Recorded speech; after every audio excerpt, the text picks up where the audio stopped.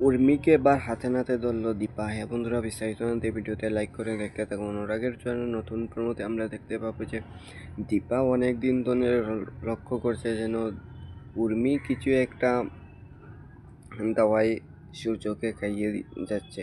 তখন দীপার কিছু একটা সন্দেহ হয়। তারপরে সে দীপা চুপি চুপি গিয়ে উর্মির ঘর থেকে সে দাওয়াইয়ের এক প্যাকেট নিয়ে চলে যায়। সে ডক্টরের কাছে যাওয়ার পর চেক আপ করানোর পর ডক্টর বলে এইটা তো মারাত্মক একটা ঔষধ, কারণ এই ঔষধ কোনো মানুষেরও যদি খাওয়ানো হয় তাহলে তার স্মৃতিশক্তিগুলো হারিয়ে যায় আর সে আস্তে আস্তে মৃত্যুর দিকে টলিয়ে পড়ে। এটা শুনে দীপার তো পুরো আকাশ ভেঙে পড়ে গেছে মাথার উপরে। তারপরে দীপা বলে এইটা কেন করছিস তোরা, এবার আমি তোদেরকে হাতে নাতে ধরো। এই বলে দীপা সূর্যের ড্রেস পরে সে সেনগুপ্ত বাড়িতে চলে আসে। সেখানে এসে সে একটা চেয়ারে বসে পড়ে। তখন উর্মি সেখানে চলে আসে। উর্মি বুঝতে পারে না যে এটা দীপা, এটা সূর্য না দীপা। তারপর সে পিছন থেকে বলে, দাদা ঔষধ খাওয়ার টাইম হয়ে গেছে, ঔষধ খাবেন না?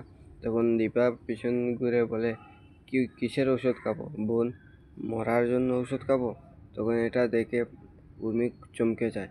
তারপর উর্মিকে বলে, তুই এসব করতে চাইছিস? তুই প্রতিশোধ নিচ্ছিস? তুই মরার জন্য ঔষধ খাইয়ে দিচ্ছিস?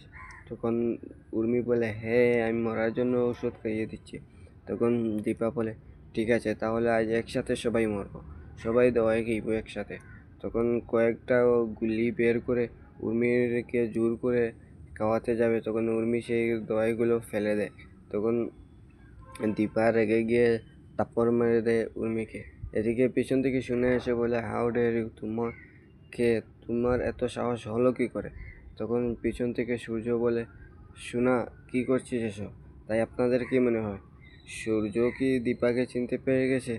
অবশ্যই কমেন্ট করে জানাবেন। আর কে কে অনুরাগের ছোঁয়া দেখতে ভালোবাসেন প্লিজ কমেন্ট করে জানাবেন। আর আগামী সকল আপডেটগুলো পেতে আমার চ্যানেলটি সাবস্ক্রাইব করে পাশে থাকবেন। ধন্যবাদ সবাইকে।